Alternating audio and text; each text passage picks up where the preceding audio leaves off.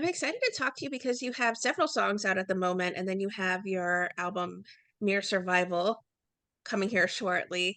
Let's start at the beginning, though. I tend to hear you're described as a composer and a podcaster, but when it comes to your music, how would you describe your sound?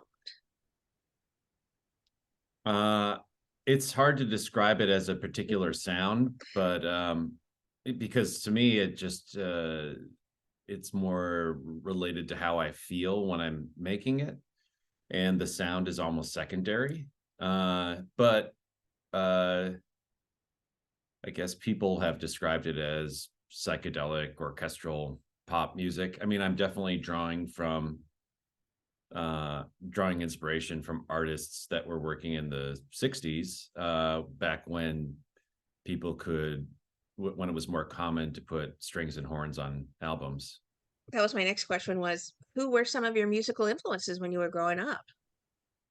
Oh, well, when I was growing up, it ran the gamut. I mean, my first love was Michael Jackson in the 80s, of course.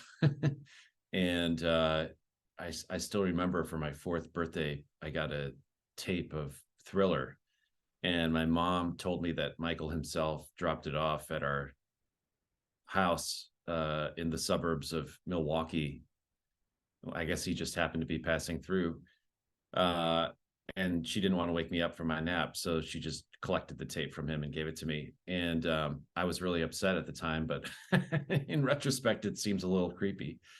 But yeah, I mean, that was one of the top influences early in my life. And then I kind of just liked a lot of different, pop music that I heard through the 80s, a lot of the kind of British second British invasion stuff, as it was called at the time. Um, I'm thinking about bands like Depeche Mode because they just played a huge run of shows out here in LA, and I had the Violator tape when I was in grade school. Um, the first concert I saw was the Monkees when they were doing their reunion tour in the 80s. They had gotten really popular again because MTV had started rerunning their show. And Davy Jones did a autograph signing at a mall in Milwaukee, and I remember waiting to try to get his autograph, but it was too long of a line. But then when I was 11, I started playing drums, and I turned 11 in 91. And that's the year that Nevermind 10, the big My Bloody Valentine record, Bad Motorfinger, all that kind of grungy and shoegazy stuff came out and got popular. And that stuff um, served as a gateway for me to discover punk rock. And that became a big influence on me. And then around that same time, I discovered kind of more out improv music like Albert Eiler and Milford Graves and stuff like that. And so I think what the commonality to me at the time was that both of it had kind of outsider energy. And so then by the time I was in high school, I didn't listen to anything on a major label for a while.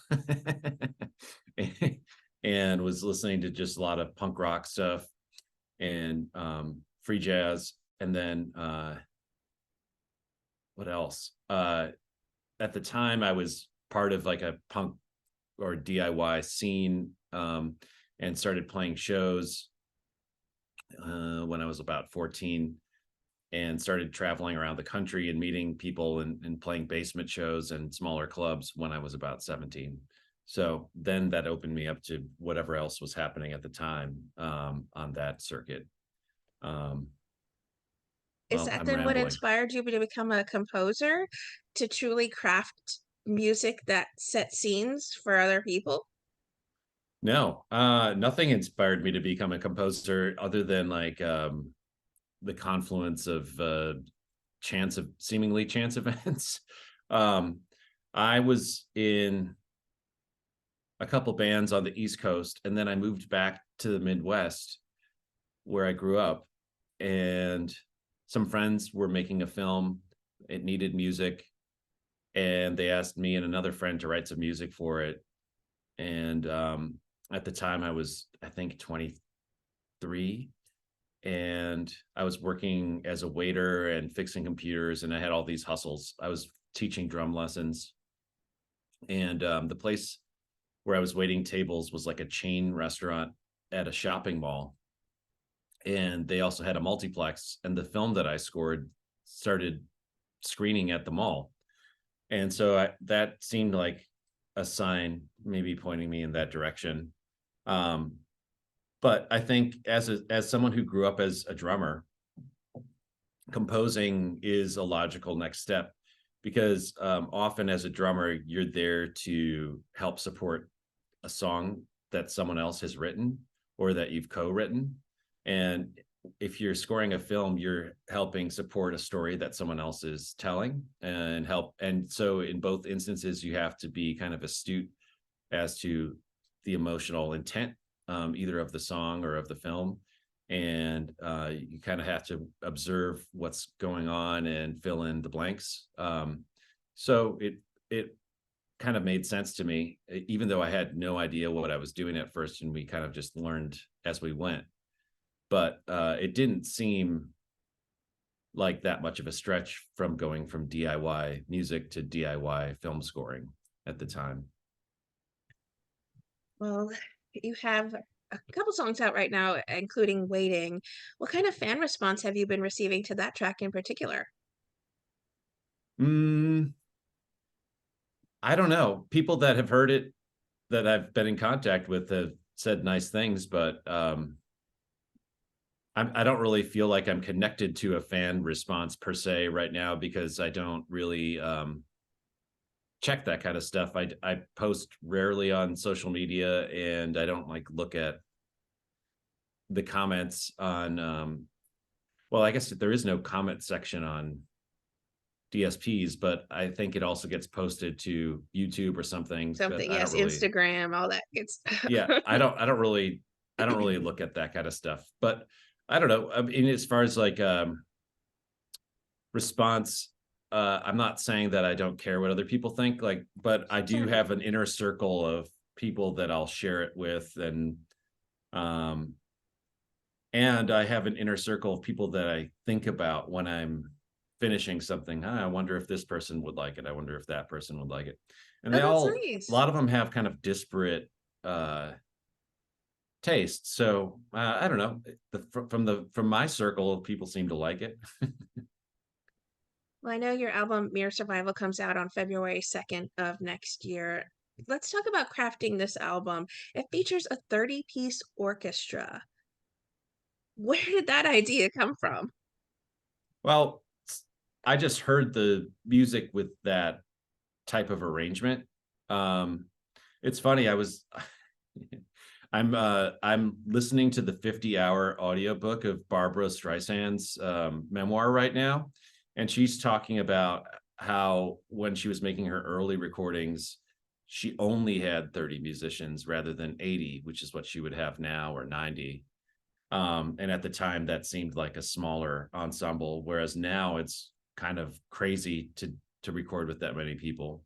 But I just heard something in my mind, and I worked with the great arranger Paul Cartwright, uh, and that's what we needed, to get the job done, basically. And I think that way probably because I do work with strings and horns and uh, yeah, orchestras all the time for my job. So it doesn't seem like a huge leap to do that on my own recordings. There's some incredible artists that you feature on this album as well.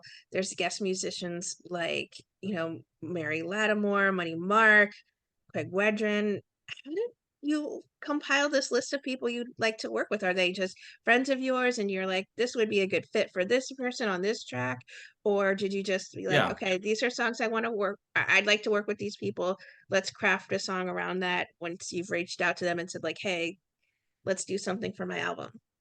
Well, I was really disappointed after my first album came out, because I did noticed that I got a nice response, and we had tours booked for that. And unfortunately, because the album came out in 2020, basically all of our tours got canceled, and then we would reschedule, and then a different COVID variant would emerge, and we'd have to cancel again. So one of the things that I really love about music is playing it with other people. I think it's an innately social art form. And as you can see, I do have my own home studio, and um, I work in solitude a lot of the time. But I think, for the vast majority of the history of music, people had to be together in order to experience it. Recorded music has only existed for uh, a blink of the eye in the grand scheme of things. So anyway, at some point when it became clear that I couldn't tour the first album, I decided to just make a second album. And after the first album came out, I got an email from the great session drummer Jim Keltner. And Jim played with, he played on the Imagine album by John Lennon. He played on Nilsson Schmilsson with Harry Nilsson, and thousands of my favorite recordings. He played with the Bee Gees. He was in the Traveling Wilburys, played with Bob Dylan, Tom Petty, just kind of a who's who of artists dating back to the 60s. And anyway, he sent me an email and said that he really liked the album, and said, hey, if you need a drummer for something sometime, let me know. And so then I thought, well, I have to write some songs for Jim to play on. And so two of the songs on the album are kind of ballads, in a style that I thought Jim would excel, and he did, of course. He's pretty versatile, but I always love when he plays valid ballads. And because of his unique feel, I wanted to do those tracks live. And everybody wants to play with Jim Keltner. So I put together a band that I thought would be a great match for Jim. And Money Mark was part of that. Drew Erickson was playing synths. Money Mark was playing piano. And then Nate Mendel from Foo Fighters and Sunny Day Real Estate played bass. And so that was an opportunity to just get into a room with some people and make music. And so that's why that particular group emerged. And these are all friends of mine. It was just basically going back to the reason why I became a musician in the first place, which is to get in a room with friends and make music. Sure. As far as the stuff with Mary Lattimore, Mary played on my first album as well. And I think she was, and also Shelley Bergen played harp on this album. But Mary and Shelley are both people that I will work with on film scores from time to time. And Craig Wedren and Anna Warrenker work as a composing duo sometimes too, and they're both close friends of mine and both amazing singers. So there were a couple songs that I thought their voices would be a great fit for.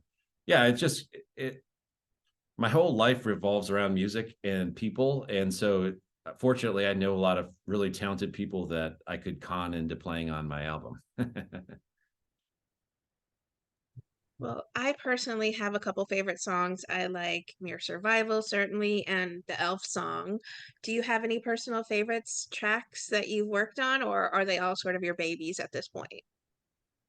I think they're all sort of my babies, but the last song that I wrote and recorded for the album is the last song on the album. It's called Ordinary Light, and I really just like how it feels to play that song.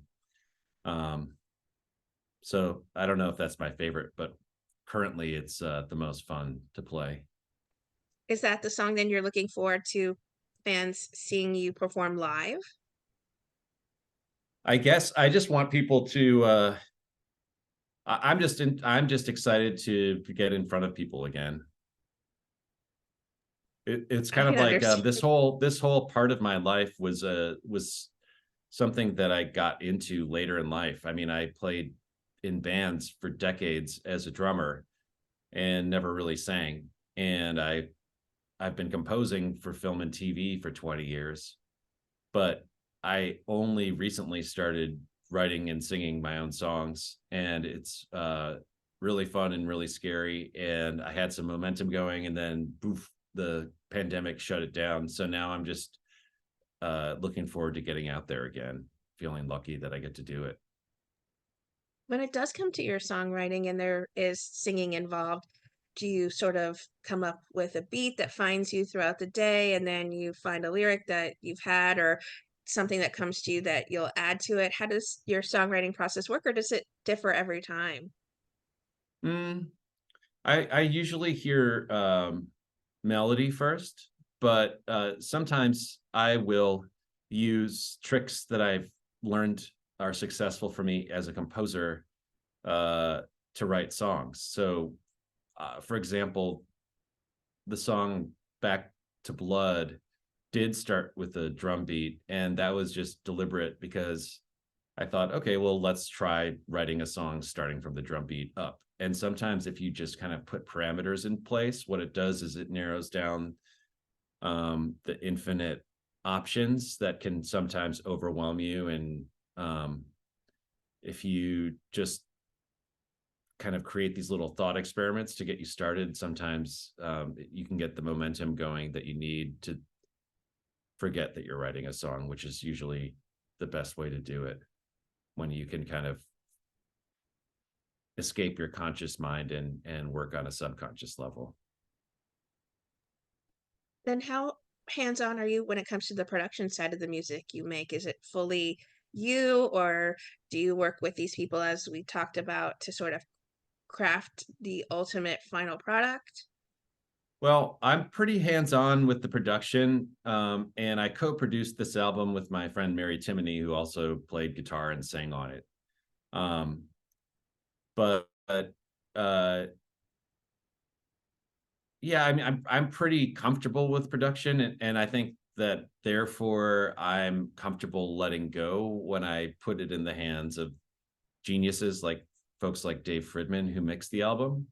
I try to extend the same latitude to the people that I bring in to collaborate with me that I would want extended to me if I was scoring a film or a show, which is to say, I want to to let them run with it. I want to pick the right person for the role and then be give them as much freedom as possible. Like once I've explained the feeling that I'm going for. That's not always easy to do. I mean, it was harder Sure. earlier in my career, but I think if you're functioning like I think that was like a big evolution for me is to learn that I can always write more songs. And if you try to grip on to a preconceived notion of what a song is, it often kind of cuts the song down before it reaches its the heights that it could. It's kind of like I think about this analogy because I my wife recently had a baby, and uh, I think you can think of songs as kind of little sentient beings that have a mind of their own and want to be something, and you're just there to try to help them be the best version of themselves as you can. What do you hope lingers then with people who explore your music, whether it's mere survival or work that you compose? Is there a message or an emotion that you tend to uh, hope inspires, or does it differ with each project because you'd like a different emotion or feeling to go with that? Yeah, I mean, it's a hard thing to hope because I have no control over it. I just hope that people get something out of it in the same way that I get something out of other people's music. But as someone who's met a lot of the folks that whose music has kind of formed me, I know that maybe we're on a similar wavelength, but whatever their intention was when they wrote the song is completely separate from how I might experience it. And so I'm open to people experiencing the music however it suits them. And once I, like, similar to like the, if we bring back the child analogy, once something is out into the world, it's not mine anymore to control, and it probably never was mine to control. I'm just kind of a vessel to usher it into the world. And so I hope that that leads a life of its own, and people get something out of it. We talked about the wonderful people you've collaborated with for Mere Survival, but is there a dream collaboration you'd have? Someone or someones you'd love to truly work with in the future? Um, I already have gotten to collaborate with and get to know a lot of people that I idolized as a young person. And they say never meet your heroes, but all of the heroes that I've met have not let me down. I mean, it's been a dream come true to meet so many of the folks that I've gotten to collaborate with. I mean, earlier we were talking about 1991 when I first started playing drums, and all the bands that emerged that year. And the person that plays, one of the people that plays drums on this album and who's going to be playing with me live next month is Matt Cameron, who was in Soundgarden and like plays in Pearl Jam now. And when I was a kid, I think a lot of young musicians have this dream, but I would like fantasize about getting to play with all my favorite bands. If I was at a concert and someone comes over the PA, right, and says, the drummer broke his arm. Does anybody in the audience know all the songs? Like, I would have that dream. And through talking to lots of other musicians, I think it's a common daydream. But anyway, I've gotten to do that. I've gotten to play with some of my favorite people, albeit 30 years later. So dreams really can come true. It just, sometimes it takes a circuitous path. So, but is there anyone, I mean, there's plenty of people that I love and would probably want to work with, but it has to be mutual. So I don't know. I mean, I never would have, if you would have asked me this question 5 years ago, I wouldn't have said, oh, I wish I could play with Jim Keltner, because I wouldn't have really thought of it as in the realm of possibility before he contacted me. So yeah, I don't know. What would you like to say then to everyone who are fans and supporters of the incredible music you make? Thank you so much for your support. That's all. I don't know. I don't really know what else to say.